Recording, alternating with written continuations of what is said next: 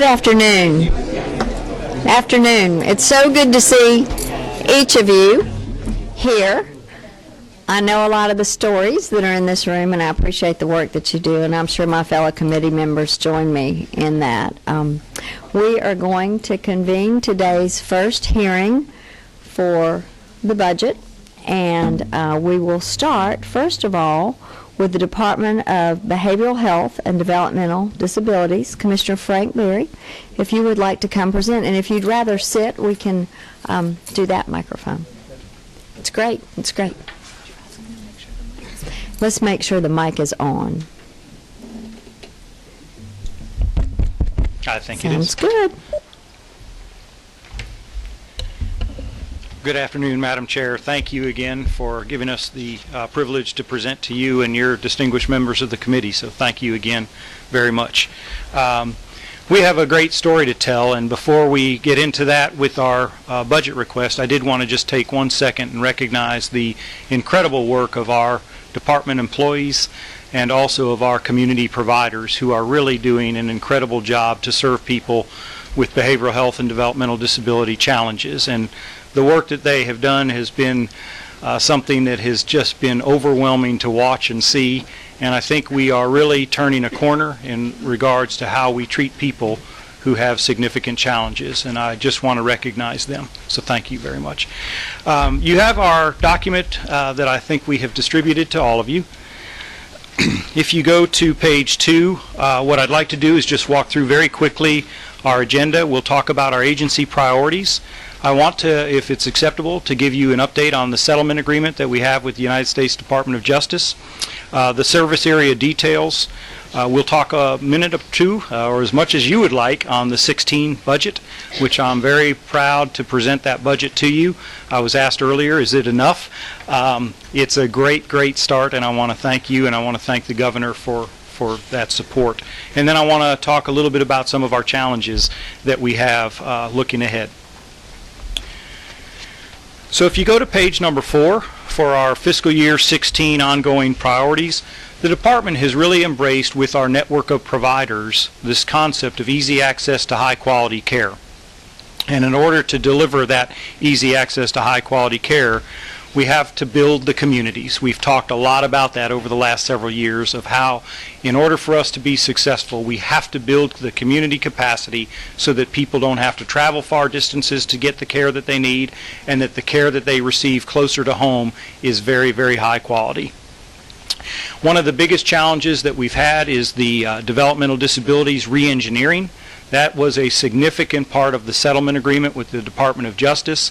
Those challenges that we're faced with, I want to remind everybody that when the settlement agreement was first signed, there were almost 1,000 individuals living in our state institutions who the Department of Justice said, you will get out. And Georgia agreed to get those people into their own homes. Over the last 5 years, we've transitioned almost 450 individuals. That doesn't meet the full number. What we found was that the communities simply were not ready to take on the responsibility of serving the medically fragile individuals that we are transitioning. So we've had to work with the Department of Justice and develop a re-engineering plan of our whole developmental disability program area. And we really have had to start from scratch. If you think about it in this way, that years ago, for the most medically fragile individuals, they all went into our state hospitals. Now, with that being turned off back on July 1 of 2011, and those individuals transitioning out, we are serving more and more people who are medically fragile in the communities. So the community has taken a little bit longer to develop than we had anticipated, and we're working on those challenges. The crisis service continuum. One of the things that we fully understand is that years ago, again, even back as far as 1884, when the Central State Hospital was built, our system was built around the hospital infrastructure. That if you were in crisis, your first point of contact would be the crisis hospital system. We have had to move, and again, the settlement agreement that we agreed to forced Georgia into developing community crisis capacity, and we still have a ways to go to make certain that people who are in acute psychiatric crisis have access to care locally. So we're working on that. The ASO implementation, I know for quite some time we've been talking about the ASO. The ASO is our Administrative Services Organization. One of the things that we are asking our providers to do is make certain that we are operating in the most efficient and effective manner possible, and we are doing the same thing as a department. So we had 4 contracts that had been out there for a number of years, almost 10 years, that we decided to look at differently, and how could we build efficiencies. 1 medical record instead of 4. The way that we do quality management, instead of having multiple audits and things like that, we're bringing it all under one umbrella, and that's our Administrative Services Organization. So we'll be working on that. It will be a national model once that is implemented. We're looking at phasing in aspects of it. Starting July 1, there will be pieces of it, and then throughout the next year there will be other pieces that come along.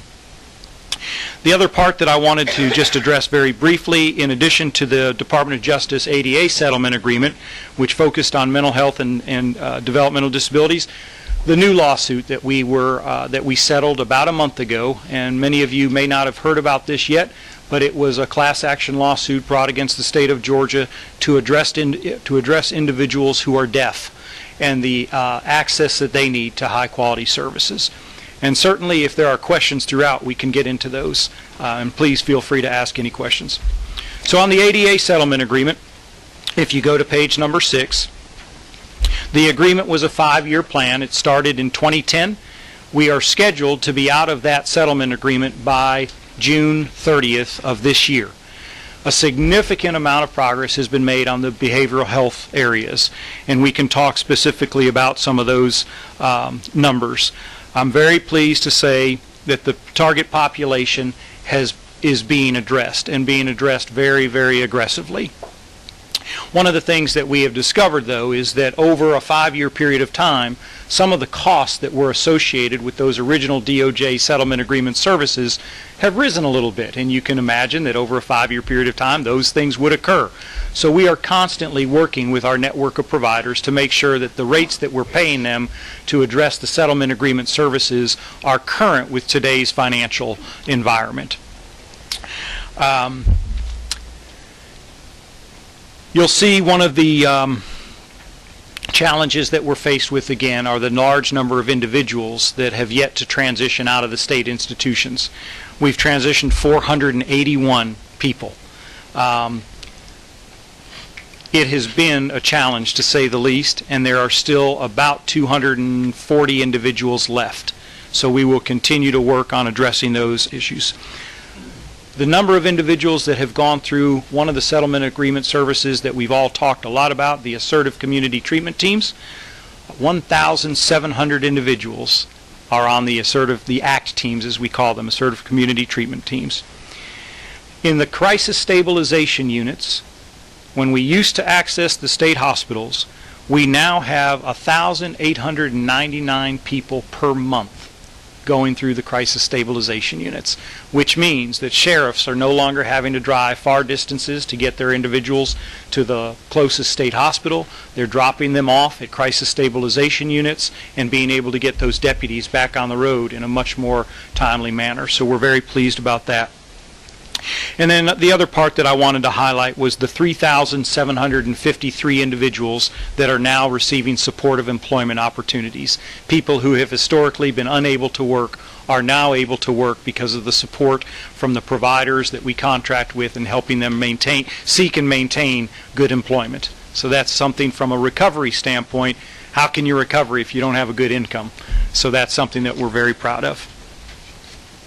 If you go to page number 7, and I will not walk through each one of these points, but page number 7 are a list of the settlement agreement services that we agreed to, and the successes that we've had with some of those. You can see, and I will highlight, we are far from perfect in the developmental disability arena.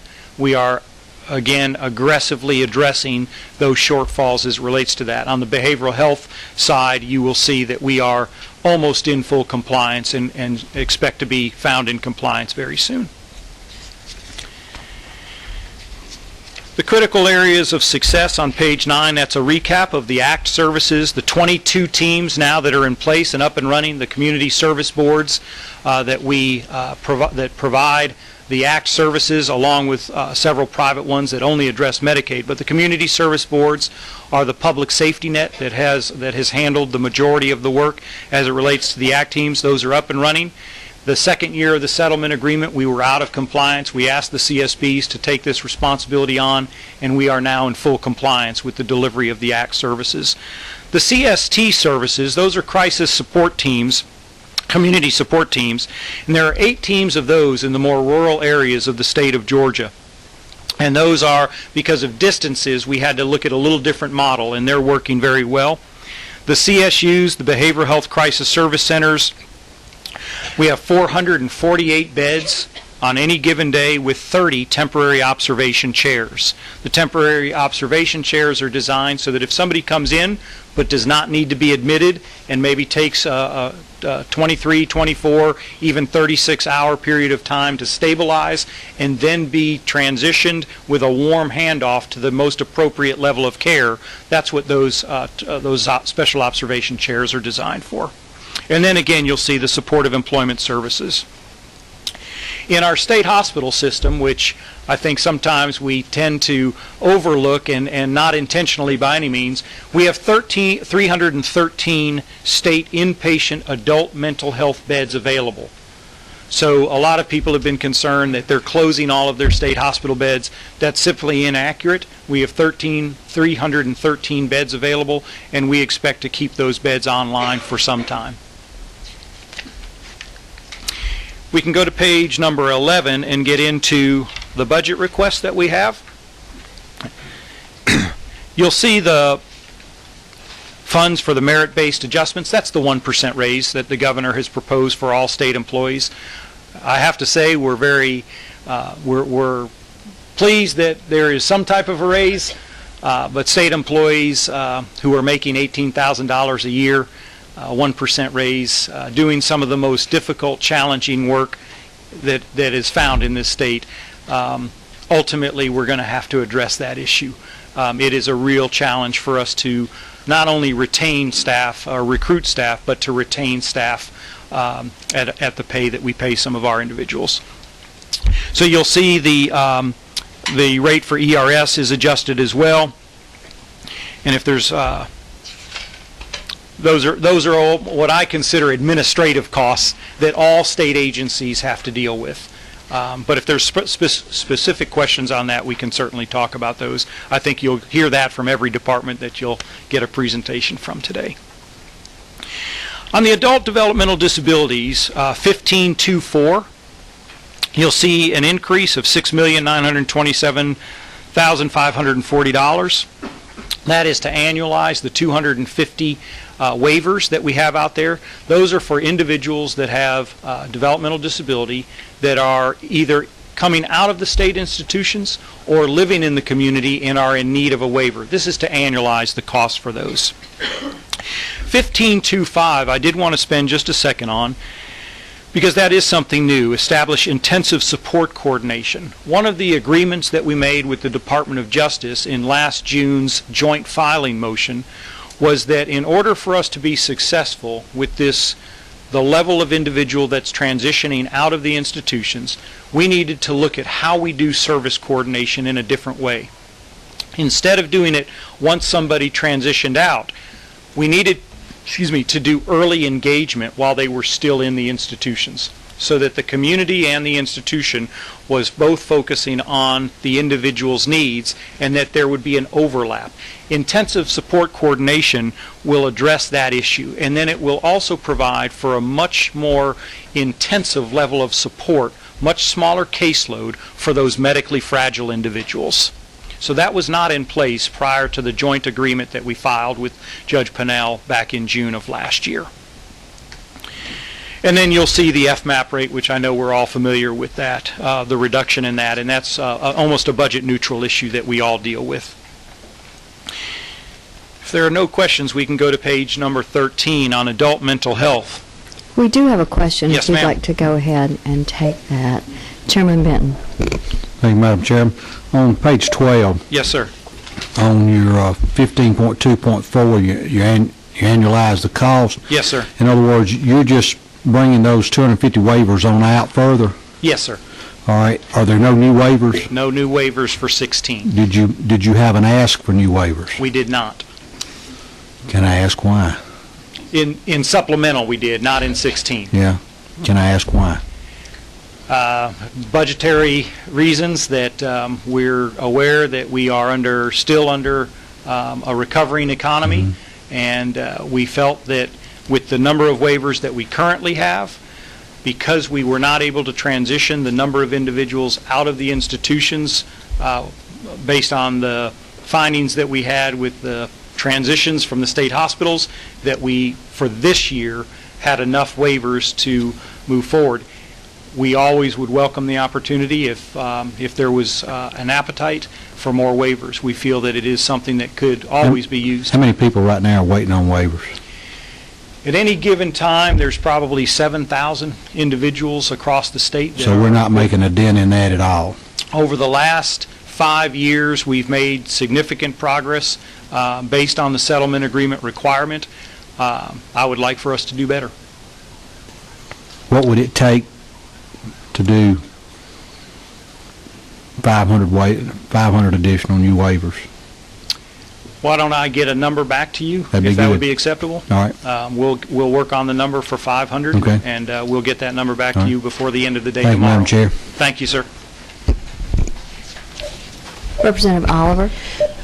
The waiver is something we all are concerned about, and tell me if I'm guessing correctly. If the settlement agreement is completed as anticipated, and you will have met your goal to move people out of the hospital, you then will have available money, perhaps in 17 budget, for a significant address of the 7,000 waivers. Am I right or wrong about that? I'm sorry, say it one more time. Well, if the settlement is ended and Yes. everybody's out of the hospital and you're not Yes. having to use this money for the hospital-based patients, is it hopeful, could I hope, that No. for the 17 budget you'll have a significant addition to? No. Okay, no hope there. No, because the settlement agreement, primarily the increase in waivers, 250, 250, 250, 250, was to address the people in the hospitals. The settlement agreement just touched on the people in the community, and it did not increase the number of waivers for the people still living in the community like it did for the people in the You hospital. said you had 315 beds available, and that does not include the forensic psychiatric beds. No, forensics are different. And There's about 615 state forensic beds available across the state. where are the 313 beds? Where? Uh-huh. So we have adult mental health beds in Columbus. We have adult mental health beds at Atlanta, adult mental health beds in Augusta, and down in Savannah. Thank you. Thank you. That's all the questions I see for now. So if we go on to page number 13, adult mental health, you will see 1544, which is to annualize the cost of 3 behavioral health crisis service centers. Again, those are the settlement agreement services that we agreed to and that are, in essence, developing the crisis continuum. These service units are designed so that they can be 24/7 drop-off centers, so that, again, sheriffs, family members, police officers have a local drop-off place for individuals that are in acute psychiatric crisis, and that is the hub for where then individuals get transitioned to their next appropriate level of care. And then again, you'll see the FMAP rate reduction. I do want to bring to your attention the 1546 and 1547, the yes items. We had requested funding for those, and we got a yes item. So we do believe that there are significant challenges remaining still in the metro area as it relates to crisis services. And we understand that there may be an opportunity for us to figure out over the next several months how to work on funding those things. We certainly would not be opposed if you were interested in funding that with us. We would not push back on you at all. But we understand that a yes item from the governor means do everything you can to possibly fund that. And we will look at every possible way to get these items funded. It also addresses the deaf services lawsuit that we signed within the last month, that we understand that with the settlement agreement with the court system that we have to fund this service, and so we will figure out a way to do that. But again, if there's interest in support from you all, we certainly would welcome the additional funding. We have another question. Yes. Representative Oliver. The 1546, those crisis units, that's coming out of some good work that people have done in relation to my friends at Grady and Fulton County about Yes. the disparity of crisis services.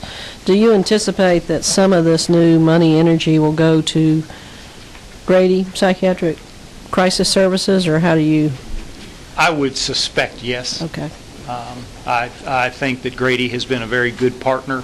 They serve a large number of individuals. What I want to make certain that everybody understands is that when you have the state mental health hospital in the metro area, the more we can do to reduce the number of individuals that come to the hospital and keep services delivered locally outside of that hospital, the better off we'll be. The Atlanta Regional can get overcrowded very, very, very quickly, and really poor things happen when you're trying to run an overcrowded hospital. And so if we can partner with community service boards along with Grady to address some of those issues, I think we'll all be in better shape. Thank you. Thank you. Thank you. And then on page number 14, you will just see that's an administrative function. We're moving the disability ombudsman out of our office and into the governor's office. So the total amount requested, you can see that on page number 15, and the total amount for our department. It's not considering the size of our department and what we're trying to accomplish, I certainly understand that the parameters of our recovering economy, I would like to be able to in the future ask for more. I think our commitment to you all is that if you give us more money, we will spend it appropriately. We will make sure that the people that desperately are seeking services have easier access to care, and we will use those dollars very, very, very wisely, and we will show you how we're using those dollars. But I understand the budget constraints that we're under, and that there are always competing priorities in Georgia. But we are proud of this budget, and again, I'm proud of our network of providers. I think if you are able to come to Mental Health Day at the Capitol or Addictive Disease Day at the Capitol, and you hear from the individuals that are receiving services, they're pleased with the direction we're going as a state, and a lot of that has to do with the support that we've received from you. And Chair Dempsey, you participating in so many of the events with us does not go unrecognized. So thank you very much, and I can certainly answer more questions. The last challenges that I did want to say, we have heard a lot of people ask about more behavioral health crisis service centers. We absolutely believe that is a model that works for us, and we'd like to get more of those. The more people see how well they work, the more people say, I want one of those in my community. We have to do a statewide build out of all these services, and that's something that's critical for our ongoing success. We need to make certain that we're addressing the challenges that the sheriffs are facing in the jails and in the emergency departments, and we want to do a better job of that. The DD re-engineering is one of the most complex issues we've ever experienced in this state. The system that was designed to serve people in state hospitals. Now that we're building these communities, it has been very challenging. And the successful community transitions will be an ongoing challenge from an oversight standpoint. And the last thing that I wanted to talk about was just our direct care staff, and I mentioned it earlier. When you have individuals that are making $18,000 a year who are doing some of the most difficult, challenging work in the state of Georgia by serving some of the most medically fragile individuals, and we're paying them $18,000 a year, it's very, very difficult for us to keep them employed with us. They can make more money at times going to work at McDonald's. And this is public service work that we need to figure out a way collectively on how to help them out. So be happy to answer any further questions, but thank you again for your support. Chairman Benton. Thank you, Madam Chairman. I want to go back to the page 12. Yes, sir. Instead of you giving me a cost for 500 slot, Yes, can sir. you just tell me what one now waiver and one comp waiver would be? Comp waiver is $30,743 state funds, and the now waiver is $11,734 state funds. Of course, we'll draw down Medicaid on both of those state fund expenditures. Okay. Follow up, Madam Chair. Absolutely. What, I know that money's hard to find, but wouldn't it be cheaper for us to fund some of these waivers and get this pulled down and get these people out? Isn't the best time to do a waiver when they're pretty young? Yes. Still in their teens or early 20s? Well, so it's a complex issue. So when you're young, there are many different types of waivers that you can be on, and you can't be on more than one waiver at any given time. So you could be on a Katie Beckett waiver. You could be on a variety of different waivers that support you while you're in the school system, and the schools provide for a lot of services.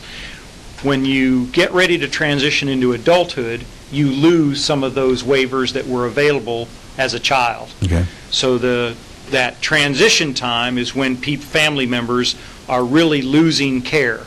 So one of the challenges that we've had, the settlement agreement allowed for 100 community-based waivers. The focus of the settlement agreement, and it's frustrating, the focus of each year, the settlement agreement, the focus, which is frustrating, was on those. If you looked at the original number of individuals that were in the hospitals, close to 1,000, the 250 per year were really designed for those individuals to transition out and be, if they were waiver eligible, get them on a waiver. That's the only way they would be successful living in the community.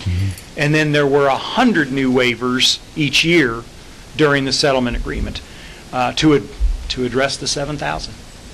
Okay, so there's roughly 7,000 people that, and that's all ages, Right. correct? On a waiting list, yes. Okay, the reason I'm asking, I'm new to the committee, and so Yes. I'm asking. No, this is great questions. It just seemed like it would be easier for us to do it now instead of, So the longer they go without any Yeah. training, the harder it will be to train. Yes. So the waivers, again, if you may be on a waiting list for a certain type of waiver, but you may already be on a waiver as a child. It's really that age from aging out of the child system and into the adult system where then you get placed on the now or the comp waiver, depending on the family's choice. Do we have any public-private partnerships in this, or is that available, or is that where? On the serving individuals with developmental disability in the community, it's primarily done through public-private partnerships with private organizations who serve some of the most medically fragile. Okay, thank you. Yes. Thank you, sir. And we'll be happy, being new on the committee, to spend time one-on-one with you, if that would be helpful, to go over some more of the details on that. Okay, thank you. Thank you. Are there any other questions from committee members? We do have some handouts that we'll leave with you that describe some of the services. I know Right. there has been a request for more information about certain services, and Andrew will get those to you. But again, thank you very much for your support. Madam Chair, thank you. Thank you, and thank you for the challenging and good work you and everyone with you is Thank you. doing.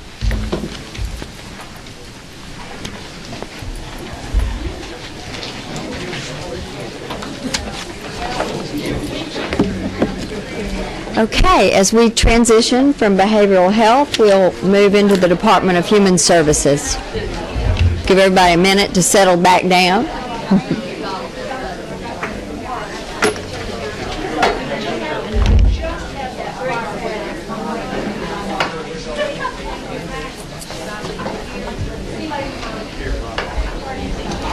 many of our members may know, but it was CSB Day at the Capitol too. Yes. So we had a lot of really boots on the ground people in the room too. So that was very good, I think, for them to be here.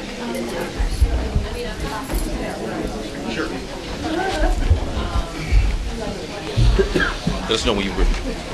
Let us know when you're ready to start. Okay.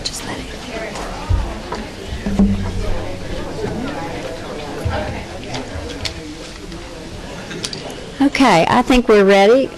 Commissioner Horton and Director Bobby Cagle, look forward to your presentation and appreciate you very much. Madam Thank you. Chair and distinguished members of the committee, Director Cagle and I are going to tag team. I'm going to cover the departmental administration along with aging and child support services. First, I want to just preface by saying we were given instructions to maintain a flat budget with a few exceptions of workload adjustments. And you'll see those adjustments in aging, DFACs, as well as the admin budget. I'll start off on the tracking sheet with 27.5, which is page number 49 in your handout. And I want to cover the statewide adjustments that will be included in each of the programs.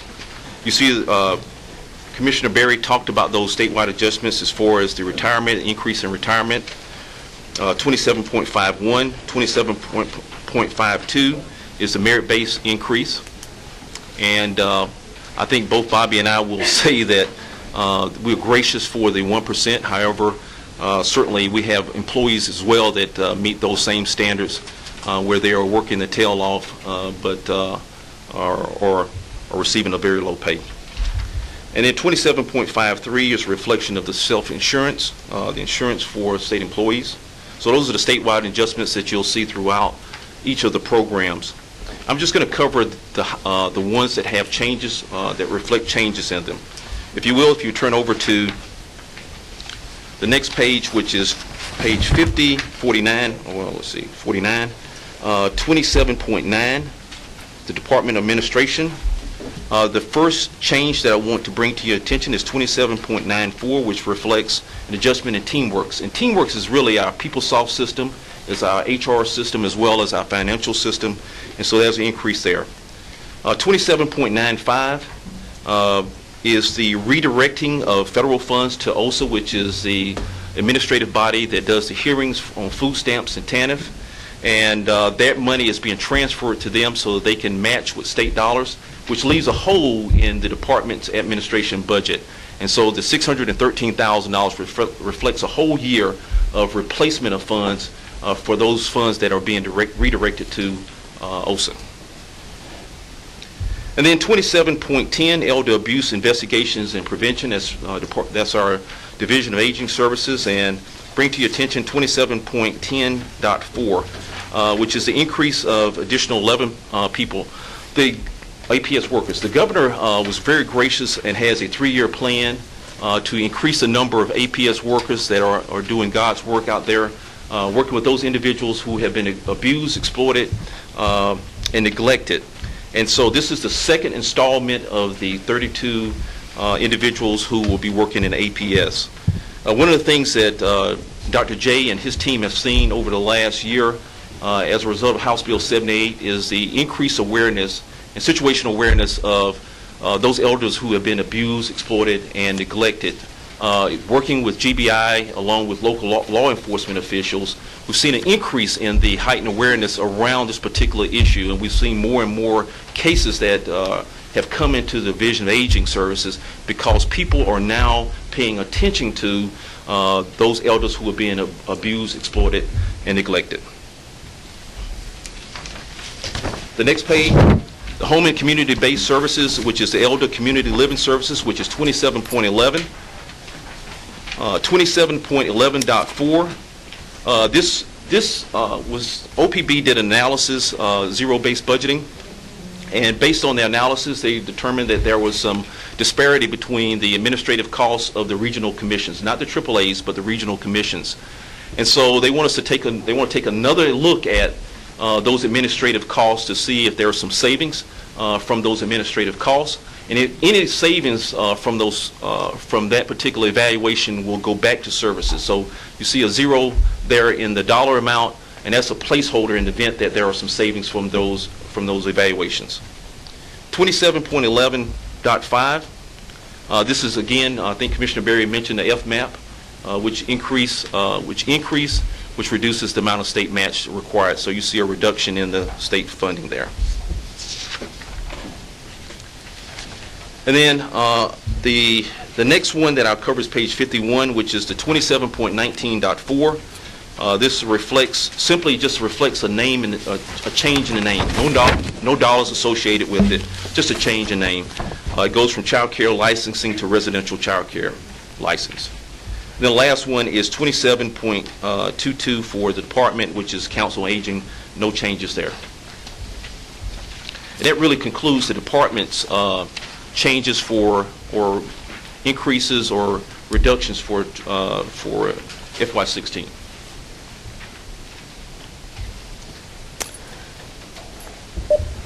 Chairman Benton. Thank you. On your 2711.5,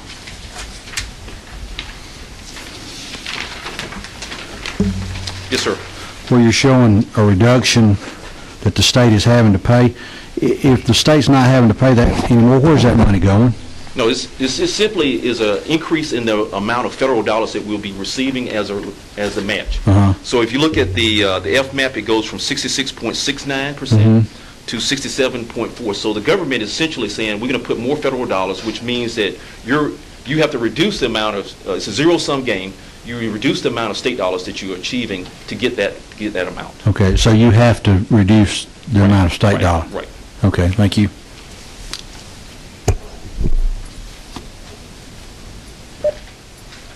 Are there any other questions at this point? Okay. Thank you very much, Commissioner Horton. Madam Chair, members of the committee, thank you very much. With your permission, I will not cover the statewide line items affecting all agencies, but will focus on the line items that are unique to DFACS, and I'll be, again, using the House tracking document, starting on page 48 in section 27. I direct your attention to item 27.1, adoption services, at line 27.1.4. This is a very similar item to the one that was just discussed. This is a increase in the federal Medicaid assistance percentage from 66.69 to 67.40%, and that reflects a reduction in state funds of $386,952. Continuing at item number 27.3, child abuse and neglect prevention, you'll note that this is a new budget category and replaces child welfare special projects in the 2015 budget. At line 27.3.2, there is a transfer of funds in 6 positions from the child welfare special projects line in 2015 for child abuse, neglect prevention, and home visiting. The amount of that change is $1,181,946. Total funds there is $9.101 million, and those are the balance. Those are federal funds.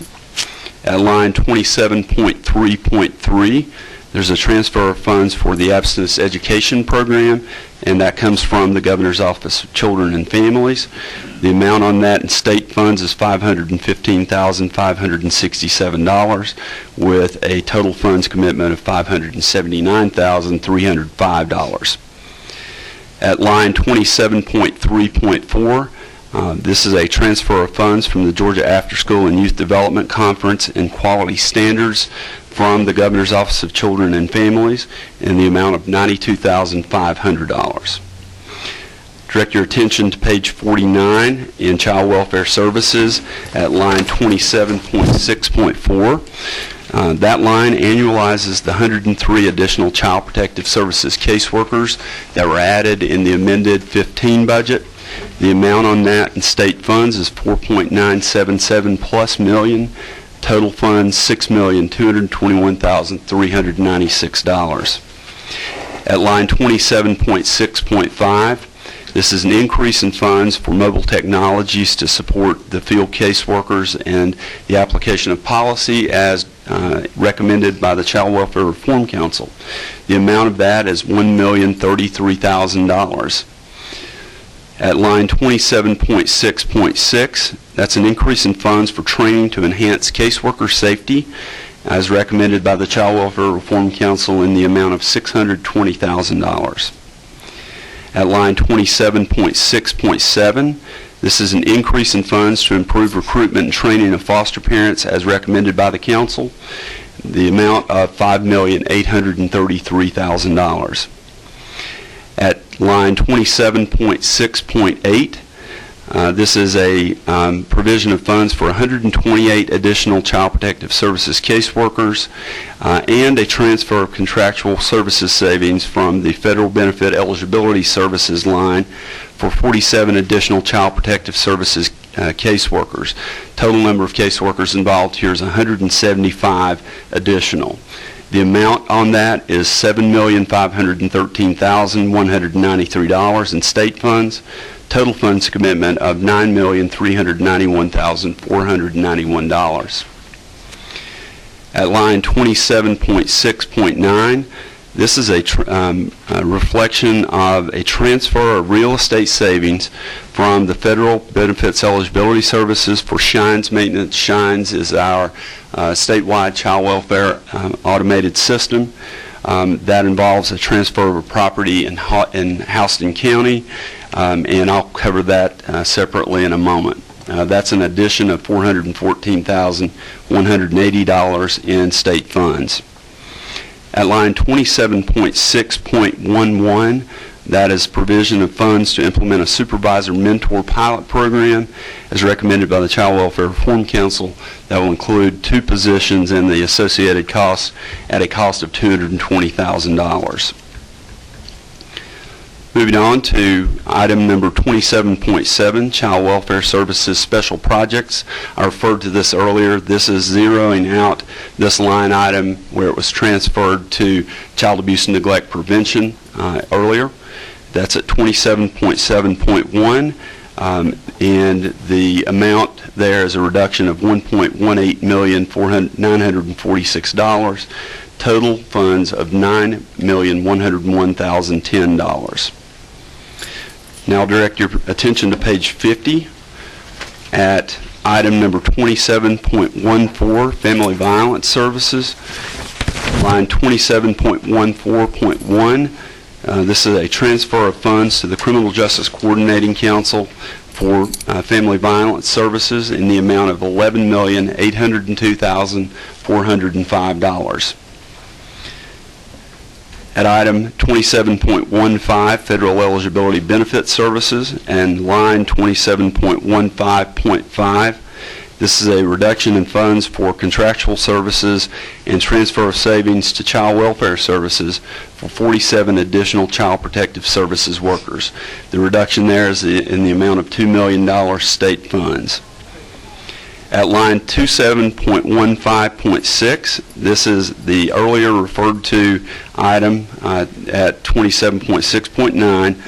That is a reduction of funds to reflect real estate savings from the Houston County Division of Family and Children's Services building that was transferred to the ownership of the state of Georgia and will be reflected in the savings of rent in the amount of $414,180.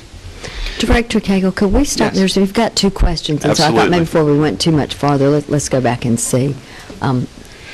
Chairman Dent. Thank you. Back on 27.6.8, with the addition of the 128 child protective caseworkers, what will that reduce the workload of all the caseworkers down to? Approximately? And I'll have to get you that exact figure. We're currently at 21.8 cases per caseworker on average. Okay. And the governor's goal by 2017 is to have us at 1 to 15. This will get us about midway to that point, but I can get you the exact figures after the meeting. Follow up, Madam Chair. Absolutely. Right down below that on 27.6.11, a mentor pilot program. Are you doing a mentor program where you have mentors that go into the schools and talk to and deal with students and stuff? Is that what you're looking at doing? No, Mr. Chairman, this is actually a mentor program for our supervisors. Supervisors, okay. Yes. We have had a great deal of turnover over the last few years, so we have a number of very young supervisors who are moving into the ranks. We typically would not have a supervisor move from a caseworker to that level without 3 to 5 years of experience. If you look around the state, and especially in metro areas, we have caseworkers who are moving up with 1 to 2 years of experience because of the turnover. Okay. And then I had one other question, Madam Chair. I've lost my place here. Go to somebody else. I thought I made a... Okay, we'll come back. Representative Taylor. Yeah, on line 27.6.5, the increase of funds for mobile technologies for field support and application of policy is recommended. Can you just delve into that a little bit as to what that is? Sure. This is partly aimed at the refresh of technology for our staff. Currently, we have caseworkers about 2,000, I think 2,300 at this point, and they have somewhat outdated technology, rather large laptops. What we're wanting to move to is more of a tablet-based system so that they can have that and do data entry directly in the home, as well as to utilize those tablets for conferencing with supervisors so that we can get them guidance while they're in the home with the child. The apps that you use on those, would they be developed internally or like a commercial off-the-shelf already existing? We would definitely use anything that was usable off the shelf that met the need, but we will customize some applications if needed, and I'll give you an example of that. There's also a safety concern, of course, with these caseworkers. You typically have very young females that are going into homes. We hear from our staff very often that they are threatened in the homes. I got an email last night from a caseworker who had been threatened, a man had threatened to kill her. So we're developing, in conjunction with Georgia Tech, a panic button that will be utilized to send a signal to law enforcement and to supervisors and managers to let them know that a caseworker is in trouble. One more follow-up on that. I think it's great, a duress button or whatever you want to call that, where they can do it relatively unobserved, the call for help. Would that, any thought given to integrating like a GPS location thing in that, or would the system be, I want to get my hands around, they could say I'm at 1213 Mockingbird Lane, or would you have a GPS tell that? Because, I have not seen this in practice, but if they say, I've arrived at this location, is that satisfying the need for the location if a panic button was hit, or would you actually have a GPS type thing in the It is going to be designed to give GPS coordinates. It is utilizing the latest technology available to the public. Georgia Tech, of course, develops these for the Department of Defense as well. So we're benefiting from the very latest technology that they have, and it does incorporate that. Thank you. Representative Oliver. The consolidation of child abuse prevention monies is in part a federal mandate and state match for all that. Do you have an opinion as to whether the Children's Trust Fund specifically collected and designated money from marriage licenses and divorce filing fees is in your budget? I do not think those funds are in our budget. My understanding is these are state funds that were put in the budget to replace those at some point. So my understanding is that is not the same fees that you were talking about. Okay. Thank you. And back to Chairman Benton. Thank you. I found my note. On 27.3.3, under child abuse and neglect prevention, Yes. what is that money used for? This is a abstinence-only education program that has been in existence at the department or at the Governor's Office of Children and Families previously, so it's utilized for community education with children to promote abstinence. Is it working? You know, I've not seen an evaluation of that, Mr. Chairman, but I will ask if we have anything on that and be glad to provide that to you. Okay. With the number of unwed mothers and young children raising children, it doesn't appear to be working. We might do well to spend that money somewhere else. I understand those have been called into question, and we will take a look at that and provide you with any information that we have on the evaluation of the program. Okay, if you've got that, I'd like to see that. Thank you. Absolutely. Thank you. Okay, those are all the questions for now. Okay.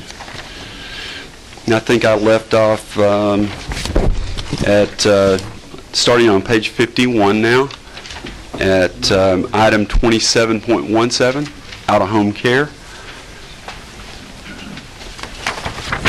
First line there is 27.17.1. This is reflecting an increase in funds for growth and out-of-home care utilization, our foster care program, in the amount of $9,812,147. Total funds of $15,030,914. At line 27.17.2, this is a reduction in funds to reflect an increase in the FMAP percentage that we discussed earlier in the amount of $405,346. Madam Chair, that's all of the items that we have to cover. Be glad to answer any questions that you or any of the members have.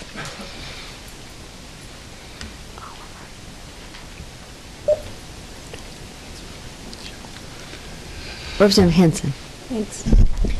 Thank you. I know you didn't go to 27.18 refugee assistance. Is that in? I covered that one, I'm sorry. Oh, you did? I'm sorry, then I didn't catch it. I didn't cover it, Representative. Oh, could you just tell me what it's doing, what it's going to cover, and who? The refugee program is a federal program, and we provide a pass-through to contractors who settle refugees in certain areas across the state. The governor has given us specific instructions on how many refugees that we want to allow in the state of Georgia, and we adhere to that number that he wants us to allow in the state. May I follow up? Yes. I know that there's probably been a reduction recently. Could you give us those numbers? I'll have to give exact. And the other thing I also am very interested in is where they're being relocated to, or located to, whichever is the correct word to be using. But, are these, is this $9 million for? Say again? Is this $9 million for new refugees, current refugees? Current refugees and those individuals that come in, they get us, there are programs designed for the refugees as they come in to assimilate into our society, and that's what these funds do. They help those individuals who are assimilating into our society. But I would like to know the numbers if We'll get you the you could help. numbers. Thank you so much. Absolutely.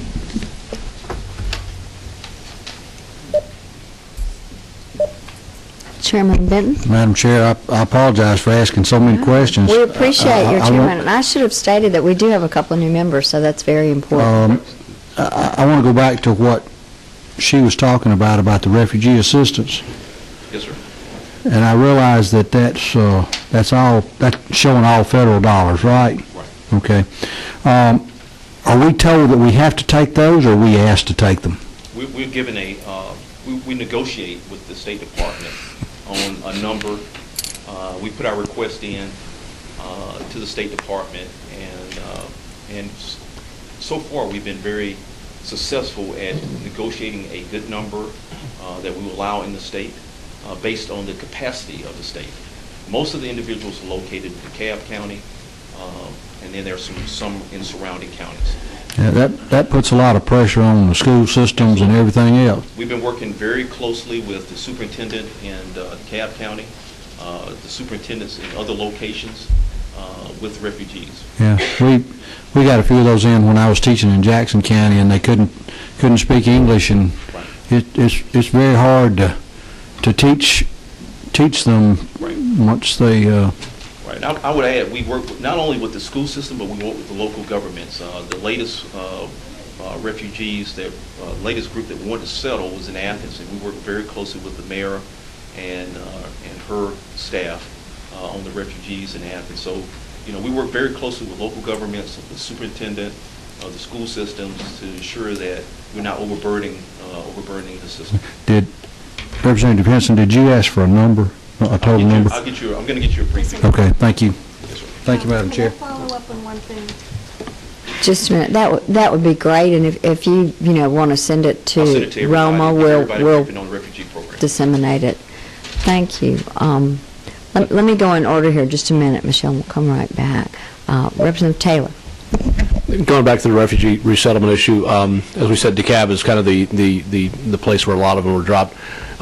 Is there any thought, because it's disproportionate compared to the rest of the state, and again, it affects our school system and a lot of other social services issues, is there any thought to dispersing some of that Yes. a little bit further? Because we seem to have the concentration of that, particularly like in Clarkston and those areas. Right. We work very closely with those vendors who can provide services outside of the DeKalb area, and we are encouraging them to look at other places other than DeKalb County to locate refugees.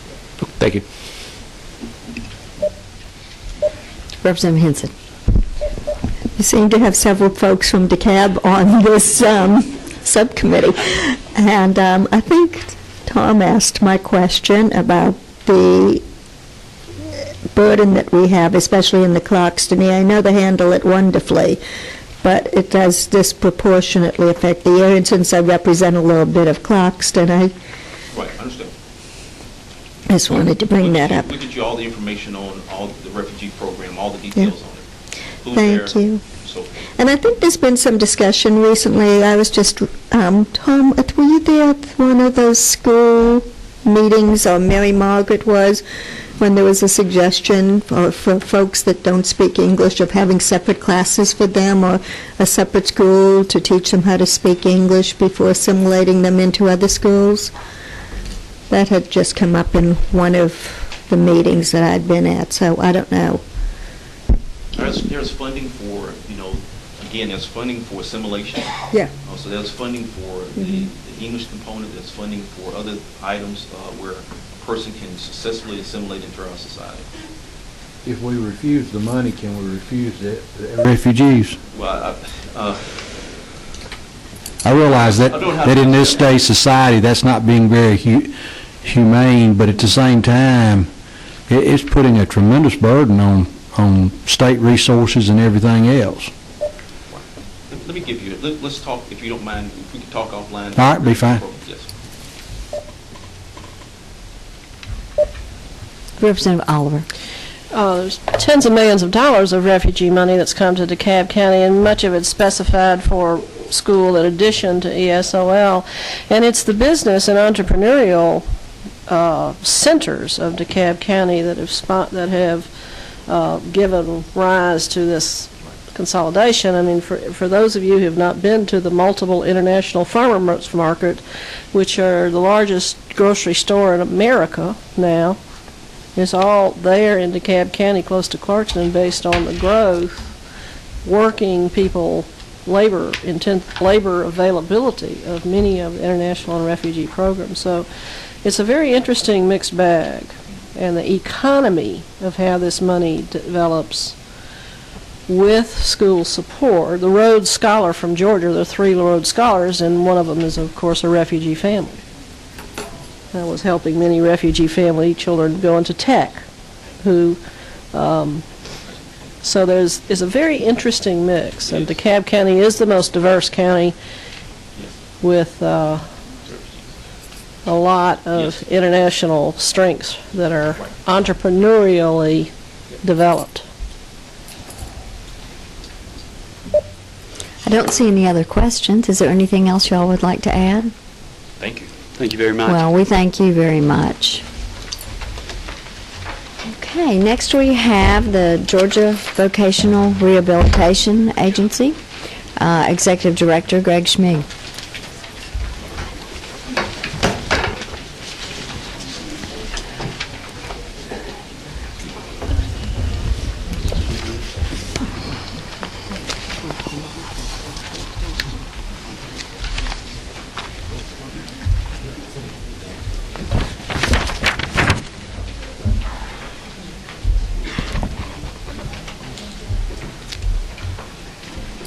We ready? We are, whenever you're ready. Thank you. Good afternoon, Madam Chair, distinguished Afternoon. members of the committee. It's a pleasure to present the Georgia Vocational Rehabilitation Agency proposed FY16 budget. My presentation is actually going to be very short and sweet. To be honest, there's not a lot of significant changes, but I'll be happy to walk it through and then anytime answer any questions any of you may have. So I'm going to follow the House budget tracking sheet as well. And what we passed out to you is really just a 3-slide, counting the title cover handout that just kind of shows you on page 2 there an overview of the programs within our agency, the Business Enterprise Program, the administration of the agency, Disability Adjudication Services, Georgia Industries for the Blind, our largest program, the Vocational Rehabilitation Program, and then the Roosevelt Warm Springs Medical Hospitals. And that slide on page 2 there shows all of the funding sources and the total budget for all the programs. If you would turn to the next page, page 3, and this is when I'll start using the budget tracking sheet. So let me start with line, and it's page 52 of the tracking sheet, and I'll start with line 27.241, and this is under the Business Enterprise Program. Very modest changes, an increase of $3,901 that reflects an adjustment in the employer share of the employee retirement system, as some of the other gentlemen before me have mentioned. And then an increase, line 27.242, of $1,686, and that's the 1% proposed merit-based pay adjustment or pay increase. Those total the $5,587, and that's the only proposed change for 16 to the Business Enterprise Program. If you go down to line 27.251, and now we are under the agency Departmental Administration, you'll see a proposed increase of $78,130, and that likewise is the increase or the adjustment in the employer share of the employee's retirement system. Moving down to line 27.252, that's the 1%. It's a total of $28,596 for the 1% proposed merit increase.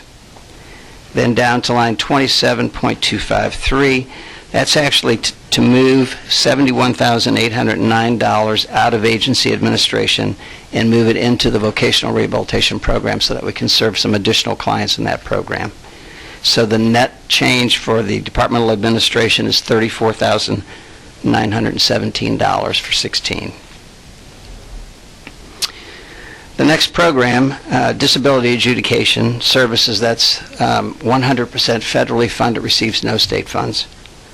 The program below that, Georgia Industries for the Blind, receives no state or federal funds. And then we get down to the Vocational Rehabilitation Program.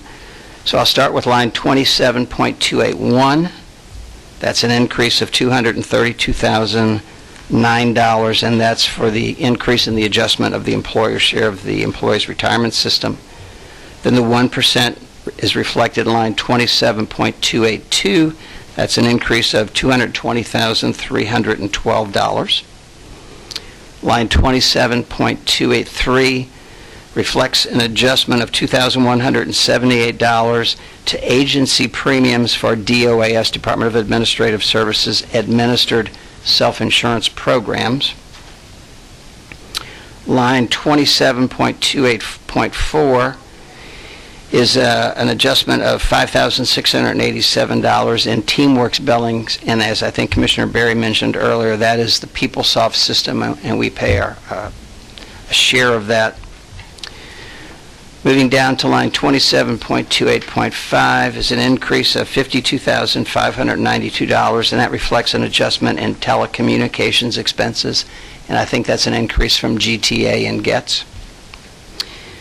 And then finally in that program is that $71,809 that was moved out of administration, and so it's placed in line 27.28.6, where that $71,000 is moved into the vocational rehabilitation program, totaling a net change in that program of $584,587. And then the last program is the Roosevelt Warm Springs Hospitals, and there's actually no change on there, so there's no increase or decrease in state funds for that program. And that was reflected in 27.29. That's really the only changes that are proposed in the budget, so I'll be more than happy to answer any questions you have. Are there any questions from the committee? Oh, there's one. Representative Oliver. Are we making progress on increasing our state match through partnerships with technical schools and others, behavioral health? Thank you for the question. If I could call your attention, the entire committee, really to the little box on the bottom of page 3 there, where I thought we'd get some questions about the federal VR 110 grant. And every opportunity I have, I'd like to try to at least share with you the situation that we're in. So this year, the current available federal grant for vocational rehab to Georgia is roughly $104 million. If we look at all of our sources of match, including all of our state funds, we're currently at $20.4 million. That will allow us to draw down that $75.5 million, which leaves $28.4 million of federal funds that we cannot draw down, we cannot match. To earn that additional $28 million would require additional match of $7.6 million. The good news about the grant is that the ratio of the match is $4 of federal money for every dollar of match, so it's a 4-to-1 match. To your question specifically, Representative Oliver, one of the strategies that we do think looking forward would be successful would be to find other state agencies, such as the Technical College System of Georgia. I have talked with new Commissioner Corbin, and I'm trying to get on her calendar as soon as possible. We currently, through the VR program, we actually fund and pay tuition for many VR clients to go to the 60 technical colleges across our state, because that obviously prepares them to get employment. And to speak very positively about the technical schools in our state, their placement rate is about 80% right now. So one opportunity that we think would exist, assuming that the technical college system would support this, is that if some of the state money that the technical colleges get could be leveraged in the state vocational rehab program, we could match that money 4-to-1, and that would build, in essence, almost think of it as a scholarship pool for Georgians with disabilities who should go and could go to technical colleges to help them in their employment quest. The same thing would be true with the university system. I've mentioned before that we've been having great conversations with Commissioner Berry and his team in the Department of Behavioral Health and Developmental Disabilities. We've talked with the Georgia Student Finance Commission. To date, none of those have actually come to pass, but we are aggressively pursuing those as best as we can. That would be one way to try to close that gap of the $7.6 million without asking for additional state money. Thank you for the question. Any other questions? I don't see any. I'm the easy one today. Well, thank you very much, Madam Chair, members of the committee. Thank you for your time. Thank you for the work you're doing. Thank you.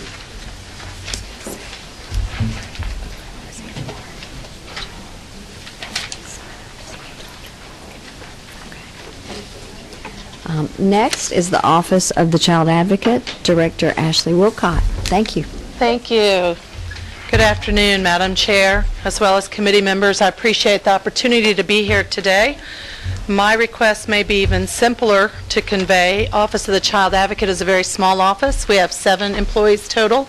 I'm very proud of the work we've done in the last year. We have streamlined. We're very efficient. My staff are very good at what they do. As way of an introduction to OCA, for those of you who may not be familiar with it, it is in part an oversight agency of DFACS and other state agencies in which the DFACS has been involved with the life of a child. We handle investigations as an oversight agency. We also do specific projects aimed at protecting children, identifying the systemic needs that we know exist, and how to better improve the system as well as protect additional children. I am in support of the governor's budget that you all are very familiar with. I also did make offline asks for 2016.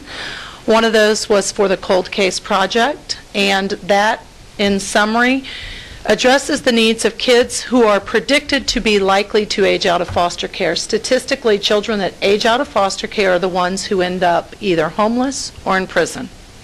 So as OCA, I think we fit beautifully within the cold case project. We're in the 5th year of that project, and that is to identify these children, sit down at the table, review their cases by certified attorneys to do so, to identify the specific barriers, to work with the agencies of which we provide oversight to say, these barriers are unacceptable, how do we overcome them to ensure these children can have a family and have a home, so they don't age out and end up on the street or in prison.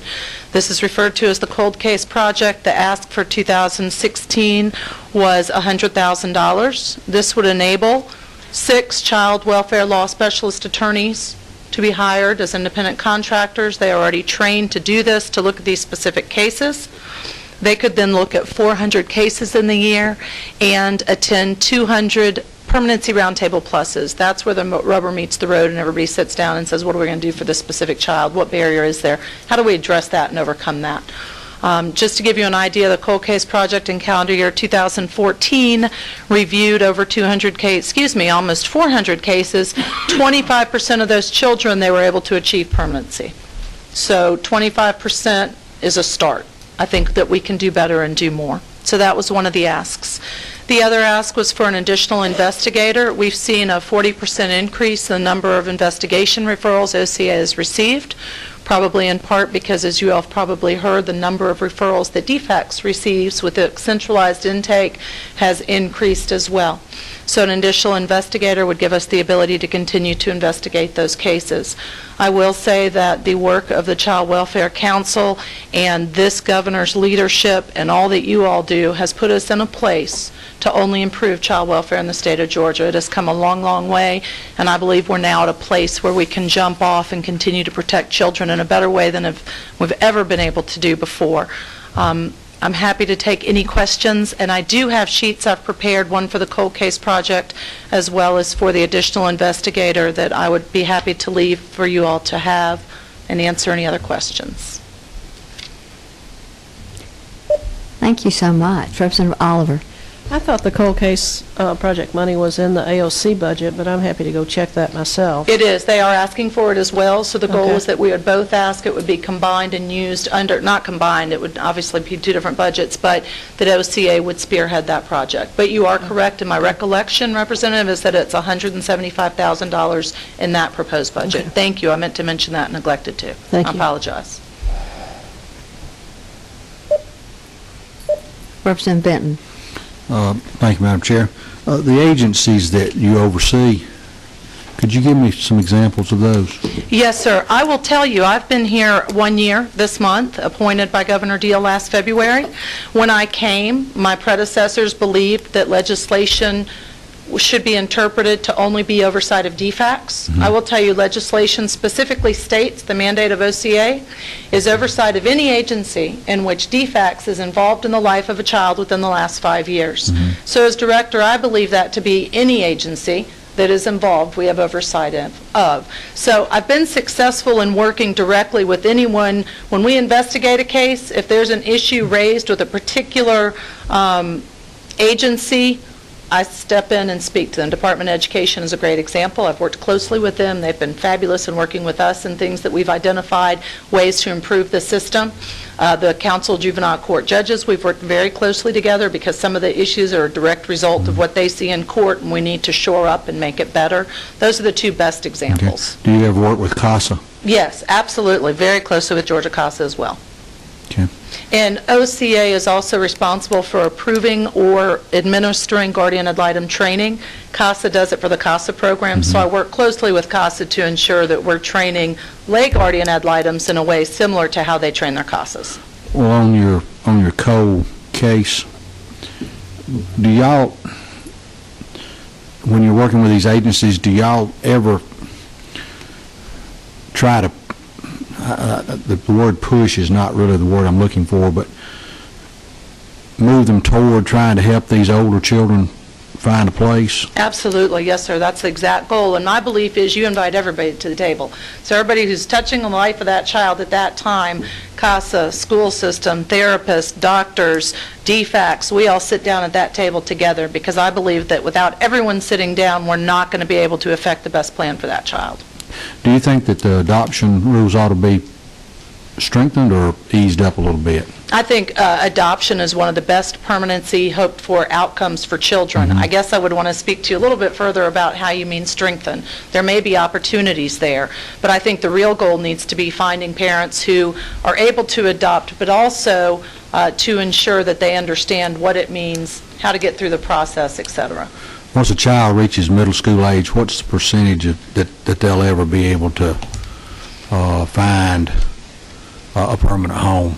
That's an excellent question. I'd love to do some research and give that to you. I don't know the answer, but I can find it for you. That's Okay. that's an excellent All right, question. thank you. And Madam Chair, if I could just have permission to leave these for you, if there are no other questions. Please do. There are. I'm If- happy to If take you want to them. just hand them, we'll Yes, ma'am. Be we'll happy reach to. for them. Thank you so much, and thank you. Thank I you. know your office has received a lot more work to do Yes, in the ma'am. past year, and as we all navigate this together, I appreciate the work y'all are doing. Thank you for your support. Absolutely. So next, our final is the Department of Veterans Services with Assistant Commissioner Dan Holtz.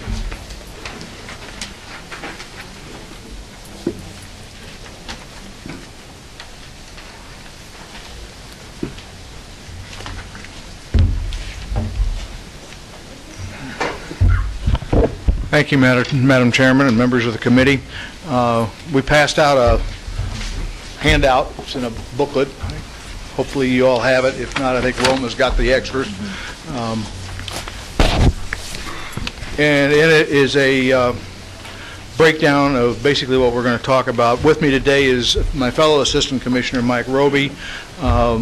Commissioner Wheeler is not with us today. He's still in the hospital, and hopefully will return soon. If you'll turn to the briefing slides in there, in the packet, basically we are very pleased with the governor's proposed budget for 2016. We do have some recommended changes which we'll talk about on a programmatic basis.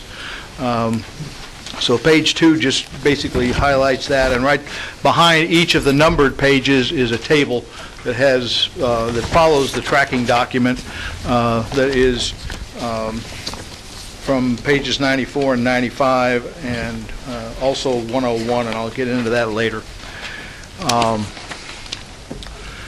The administration program, starting on page 3, the recommendation is for the establishment of a new position to come and be funded from redirected dollars from the nursing homes program to the amount of $55,000. And this is a logistics and administrative assistant position to be established in our Health and Memorials Division down in Milledgeville. The division's primary focus is the oversight of the contract operation of the Milledgeville Veterans Home, but also has responsibility for both of our cemeteries that we operate, veteran cemeteries in the state, and also is responsible for all of our construction activities for the department. And so we've determined that we need some additional manpower in that agency, or in that division, to provide those services. On page 4 and the table following, the 2016 budget contains a line item at 48.2.5 for $184,000 to be added, again, from a redirection from the Veterans Home Program to support one-time design expenses for the cemetery expansion at Milledgeville. You all included that amount in the amended budget, and so our recommendation is that that be taken out, and so that money would stay at the homes. Also, there were We put a request into OPB last summer for 3 positions at the 2 cemeteries. The governor's recommendation recommended 2 of those positions, and our recommendation is that that 3rd one be funded, so that we would have 2 positions at Milledgeville, because it's the larger of the 2 facilities. It's already had 1 expansion, and we're getting ready to start the design and construction of the 2nd expansion down there. So we'd end up with 2 additional spaces at Milledgeville and 1 at Glenville. On page 5, now we're looking at the War Veterans Nursing Homes. We're recommending the restoration of the $184,000 I talked about a moment ago by pulling that money back from the cemetery, since it's already in the 2015 amended. The governor recommended budget redirected $82,000 to the cemetery, and we are asking that there be an additional $216,000 for 3 other positions that we had also requested from OPB. I mentioned the position in the administration program and the cemetery program, but we also are wanting to establish a women veterans coordinator position in our veterans benefits program, and I'll talk to that in just a moment when we get into that program. And based on the projected census at the homes, we feel that we can fund these 5 additional positions through the redirection of these funds, and we'll be okay in terms of being able to handle those. There's a question Yes. for you, if we can just wait just a minute. Sure. Chairman Benton. Thank you, ma'am. On the cemeteries, Yes, sir. I guess I'll be showing my ignorance on this. Is this, the people that are buried there, are they buried there because they don't have a family plot to be buried in, or is that's their desire to be buried in a military cemetery, and does that include a spouse if they're married? Any Georgia veteran, and actually a Georgia veteran is pretty much defined as anyone who wants to be buried in a veterans cemetery in Georgia, because there's no real cost other than interring them, can be buried there. It's by virtue of the fact that they are a veteran of the Armed Forces of the United States. They and their spouse, or actually immediate family members, can be interred at one of our state veteran cemeteries. The criteria for that is basically the same as for the national cemeteries. So if you're eligible to be interred at, let's say, Georgia National in Canton, you're eligible to be interred at our facility in Milledgeville or the one in Glenville. Does that have anything to do with whether or not they were, if they were saw action, or if they No, were- sir. Okay. They do not have to be a war veteran. It's any veteran. And as long as they have a DD Form 214 that said they served under other than dishonorable conditions, they're eligible for interment there. And that includes members of the National Guard. Is there a great demand for this? Well, we're up to total, as of last month, we've got 767 down in Glenville and 2,394 individuals who have been interred at those 2 cemeteries, for a total of 3,161. Okay. So it's an ongoing thing. We're probably interring something in the neighborhood of around 25 per month at both facilities. Are you to a point to where you won't be able to take any more? Are you looking at a date that you might be No. full? Okay. We've got 142 acres in Milledgeville and 42 acres in Glenville. Okay. I mentioned a moment ago that we've already done the first, well, actually, it's the Phase 2 expansion. We did that 4 years ago. And we're running out of interment plots now, which is why we're in the process of designing and getting ready to construct the Phase 3 at Milledgeville. And we've got plenty of land to do that. Okay. Glenville is opened up in 2007. It's on a similar track to what Milledgeville was on when it first opened back in 2000. And the interments are speeding up there because people have found out that it exists and they want to be interred with their fellow veterans. I would think that it might slow down a little bit because so many of your World War II veterans have passed on, and there's not going to be that demand. Actually, what we're seeing, and it kind of goes to your point about whether or not they have burial sites elsewhere. A lot of the World War II veterans actually had family plots. And so what we're seeing more of is Korea and Vietnam veterans. Okay. And I think a lot of them are more transient than the World War II veterans have been, and consequently they don't have family plots. You take somebody who, for example, entered on active duty from the state of Indiana and is now living in the state of Georgia, where are they going to be interred if their home family is back in Indiana? So if they're veterans, they have the option to be interred at a veteran cemetery. One more question, Madam Chair. Do they pay anything for the plot or interment? No, sir.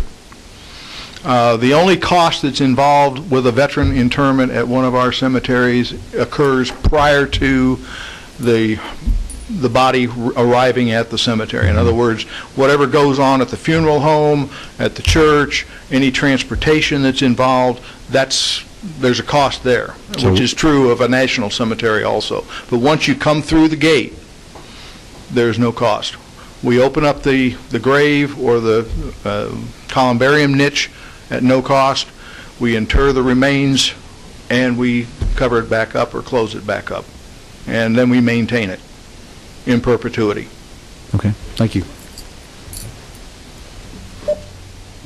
Representative Taylor. I'd just like to follow up on that.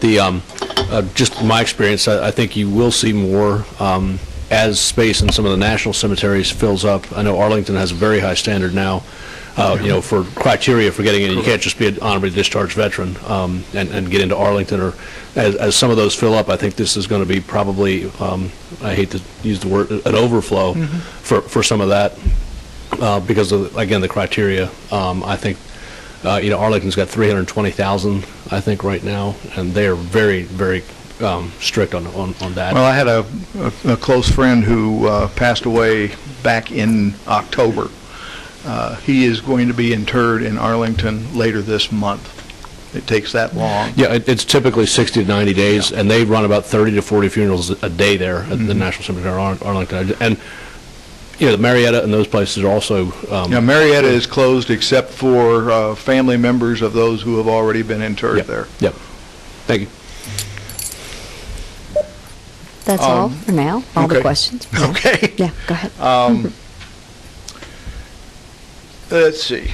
Where was I? I guess I was in the nursing homes. We talked briefly about the additional positions funding coming out of that. I guess we can move on to veterans benefits. Roughly 12 to 15% of the veterans in Georgia, and it mirrors what's going on nationally, are female. And what we're finding is these female veterans have unique issues that they need to confront and to deal with, such as military sexual trauma, some benefits issues that are different from men, and what we're encountering is, in some cases, an unwillingness on the part of women to deal with men assisting them with their benefits because of whatever the circumstances may be. And we're also trying to get the word out that there are benefits available for women veterans. There's a lot of women veterans we're finding who, for whatever reason, do not realize that there are state and federal benefits that they can take advantage of. And so the purpose of this position is to assist those veterans, those female veterans, with their issues, get the word out to them, to put their applications in to achieve an award of a benefit from the VA or from the state, as the case may be, depending on what the benefit is. We did start this program on our own. because we felt the need for it, but it was with the desire to get a fully funded position so that we're not taking away from the regular duties of our Claims and Appeals Division over at Claremont Road. And so that's the reason that position is being requested, is so that we can actually reinstate a regular Claims and Appeals Officer, so that all of that function can continue to go on. So there's $120,000 that's in on that, and that includes salaries and benefits. When we talked about the amended 2015, I gave you some information about the proposed initiative that we have to establish a subacute rehabilitation therapy unit at our home in Milledgeville. Now that the amended budget has passed, we're focusing on the strictly the bond issue now. And I've included, in addition to the briefing slides, a revised background paper and also a rendering as to what we're looking to do down at Milledgeville in terms of making that happen. Because our focus is to put that unit into the Russell building, which is a 4-story building, 3 stories of which are patient care related. And the way it's laid out, it gives us the flexibility that we need to establish that unit to care for post-traumatic stress, brain injuries, and multiple amputations. But we do have some patients on the 2nd and 3rd floor of that building that are going to have to be relocated, and we've got available space in the Vinson building, and so we're going to be, in effect, playing musical chairs to get all of that done. And so that's the reason for that project, is to make all of that work and come together. We've got some ADA upgrades that we need to put in there also, and so all of that's going to be part of this overall effort. And keep in mind that $3.359 million that we're proposing for the bonds is only 35% of the cost of that project. The VA has already committed to over $6.2 million in federal funds, and then there's the ADA program has indicated that the work that needs to be done with handicap upgrades is to the tune of about $1.7 million, and they're willing to put those dollars up. So all of that together comes up with an $11,297,000 project, and the bonds would only fund less, actually probably closer to 30%, because the ADA funds were not included in our initial request for ADA support. The rest of the package is just general information about our department and what we do and our mission, vision, and values. So entertain any questions. Okay. Representative Oliver. Am I correct that the last renovation bonds you got were for the Alzheimer's unit? That was a program that was 65% federal and 35%? Yes, ma'am. When did you complete that? 2.5 years ago. Is that unit filled? Yes, ma'am, it is. Okay. And which building is that unit in? It's attached to the side of the Wheeler building, which is the big X building that Right. shows up on the rendering. Mm-hmm. It's off to the side. Okay, thank you. Chairman Benton. Thank you. Couple of questions. I apologize. On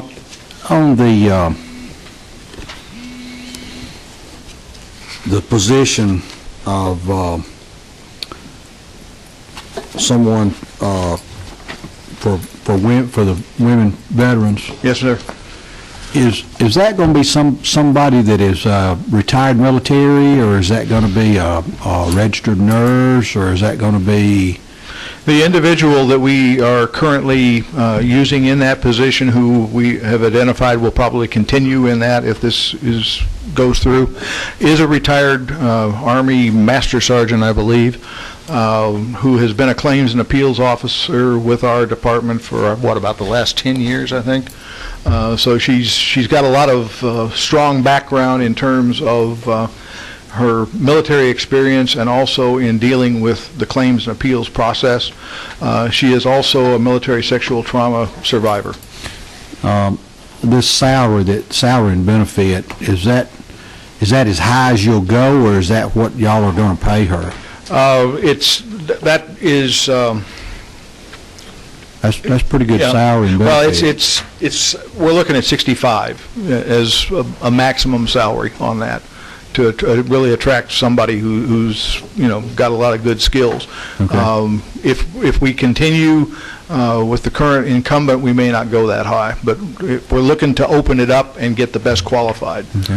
One other question, Madam Chair. Have y'all noticed any difference over the last few months with the new director of Veterans Affairs in Washington?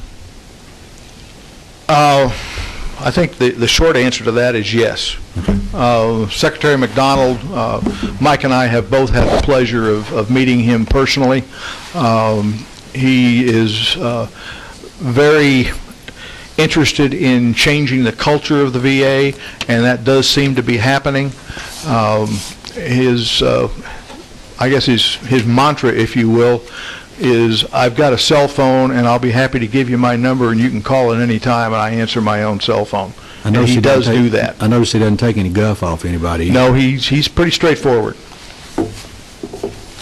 Thank you. Yeah, Mike just said he's an Army Ranger, if that tells you anything. Representative Oliver?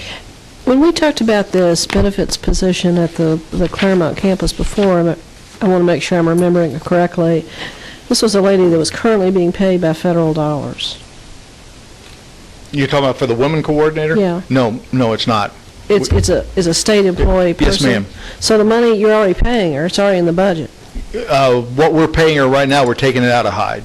I don't know what that means. What that means It means you're taking it out of your... We have taken, we've got 17 positions over there, and we just took one of the positions that she happened to be in and said, we're going to give you this job, but in the meantime, we're also going to ask for a new position, because if we put you into this women coordinator position, that's going to take time away from what you would be doing as a claims and appeals officer working with veteran claims. But if if the new position is a claims and appeals position, it's not a counseling position, it's not a therapy position, it's a claims and benefits position, am I right or wrong? The position she's going to go into that we're asking for is actually a counseling position, coordinating position for the women's program statewide. She's going to be traveling. She's going to be going around to our different field offices, conducting seminars, But those things those too. services are benefits application related. They're not therapeutic or treatment services. No, ma'am, no. So she's doing benefit application assistance now, and she's doing it primarily for women now? Not totally, no. Okay, but you want to move her to a position that totally does it for women? Totally for women, and So you're then, asking for a new benefits officer? but with expanded duties, and she's going to be doing a lot of traveling. She's going to be doing a lot of event planning in terms of seminars around the state. We had one a year ago that was held over at Claremont Road. This past year, we had our seminar for women down at the Aviation Museum in Warner Robins, and so we're trying to move that around. Because she is so tied to having to deal with claims and providing appeals assistance, she hasn't been able to get out and do as much as she would like and as much as we would like for her to do. And so if we get this position established, then the person in that position will be able to go and do more of these type programs to work with veterans in their home areas. So, Any other questions from the committee? I don't see any. Thank you very much. Thank you very much. I want to commend the committee. Y'all, for the first time, I think we had every single person here most of the time, so thank you so much. I know there are a lot of meetings and a lot of different things happening today, so I appreciate y'all setting the time aside for these important hearings. We will have another hearing on Tuesday at 2 p.m. in 415 in the Coverdale for the non-agency requests. So I look forward to seeing y'all before then, but certainly then. Thank you so much. We will adjourn.